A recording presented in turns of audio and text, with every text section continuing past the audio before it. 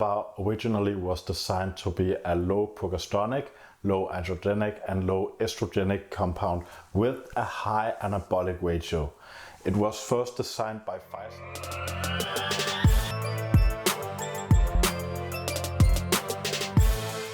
What's up guys? Today we are going to take a look at the compound named Anavar, also known as Oxandrolone, and we are going to evaluate how safe anabolic steroid is for your hairline and if you're going to suffer any kind of hair loss if you use it respectively. Before we start the video guys, I gotta make this announcement. This is purely entertainment. I'm not a doctor, I'm not your doctor. You should see a physician by any kind of medical advice you want. You should see a professional.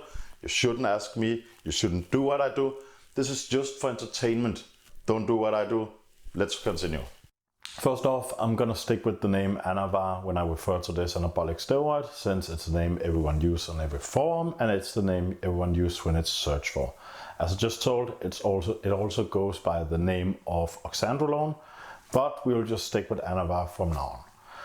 So the first thing I want to address here is that Anavar originally was designed to be a low progesteronic, low androgenic and low estrogenic compound with a high anabolic ratio.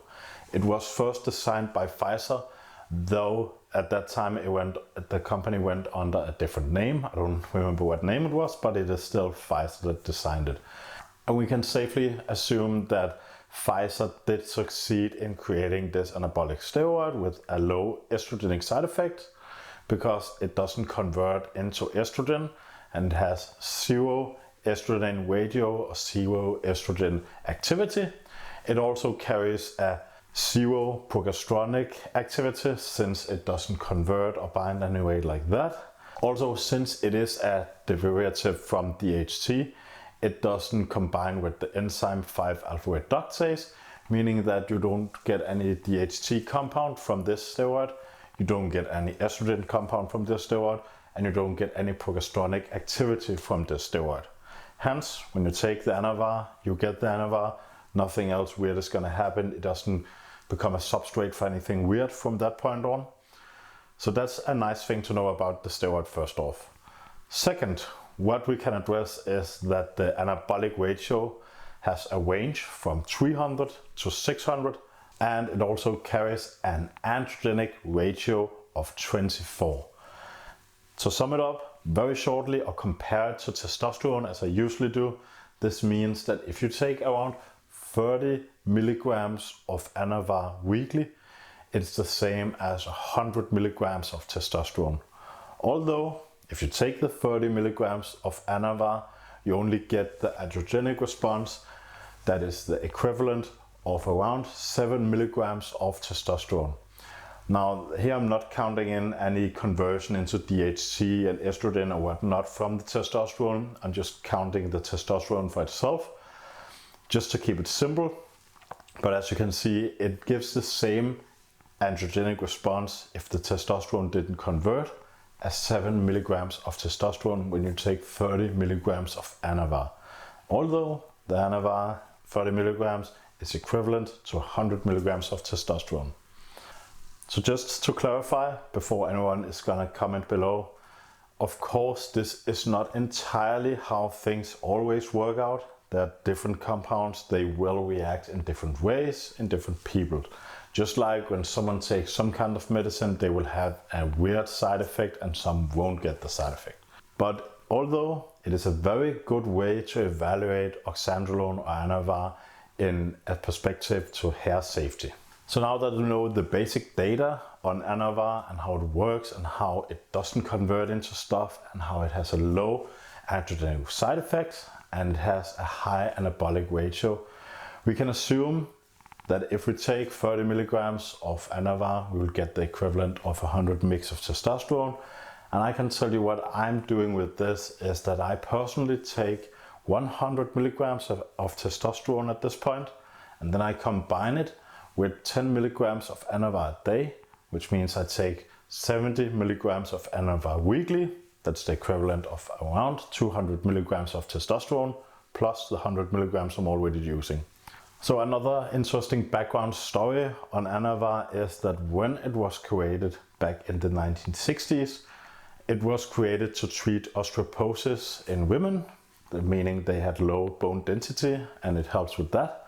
But also they saw an increase in body weight, meaning that sooner or later, I think it's in the 1970s, it became a medicine for when you were under surgery and you had to keep or retain some muscle mass so you wouldn't just waste away. So from that point on, Anavar became a subject for a test on how well it would go as TRT treatment for men. And they did the treatment with 5 milligrams a week, and it did work out very well. It has almost all the same effects as testosterone, except there's one problem with it. Since it doesn't convert into estrogen, all the men suffered from low estrogen in the end of the trials. Hence, it didn't become any kind of TRT medication. Now, what we can use this info for is that since it is a candidate for TRT, if you had the estrogen, it means that if you add the estrogen or you add an estrogen in some sort of way, then you actually have a candidate for TRT with a very low androgenic response and very high anabolic ratio. So what I use this info for is that I actually add 100 mg of testosterone weekly. It's divided up in 3 shots. I take 33 milligrams 3 times a week, and then I add 10 milligrams of Anavar daily to it. This means that I have the equivalent of 200 mg of testosterone effectiveness from the Anavar, but a very low androgenic response from it. Then I add 100 mg of testosterone, because in that way I will have some aromatization going on and I will keep my estrogen high. At least not very high, but enough that I will keep some of the benefits from estrogen. Estrogen is super important to keep your brain healthy. It is super important to stave off cancer, and it has several cardiovascular benefits.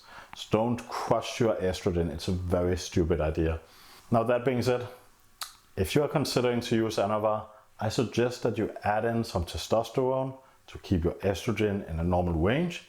But you can actually, in that way, with a low testosterone doses, keep your testosterone and your androgenic response low. And that way, maybe you can even restore some hair on the cycle or stop hair loss on cycles. And since the Anavar has such a high anabolic response, you can gain a lot of muscle mass this way. If you have used Anavar yourself before, if you like the compound, if you experience some hair shedding or anything else, let all the other users know about it. Comment down below, tell us your story. With that said, until next time guys, cheers.